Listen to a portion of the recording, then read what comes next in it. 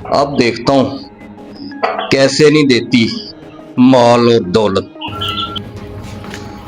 नहीं पीना मुझे जूस। चली जाना, जूस तो पी लो, इतना तो कहना मान लो मेरा। मैं खुद छोड़ाऊंगा तुम्हें, ये जूस पी लो एक दफा, फिर आपकी तबीयत ठीक हो जाएगी।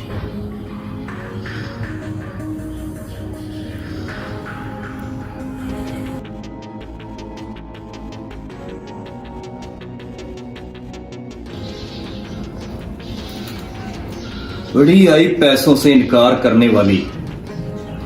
वकील जो चाहता है वो हासिल कर लेता है। ए बीबी, ओ बीबी। मैं हसन के साथ आई हूँ। एहसन?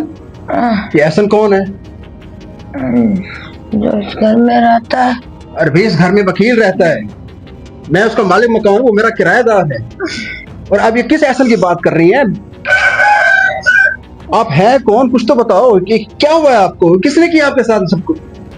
पता नहीं मेरे साथ क्या हुआ, मुझे बहुत अजीब लग रहा है। पता नहीं, हसन ने जूस पिलाया था, उसके बाद मुझे नहीं पता मेरे साथ क्या हुआ है। अच्छा, और वो अब नहीं है? क्या वो आपको शादी का कह के यहाँ लाया था? हाँ जी। तुम अपनी माल और दौलत के साथ साथ अपनी इज्जत भी गंवा बैठी हो। क्या?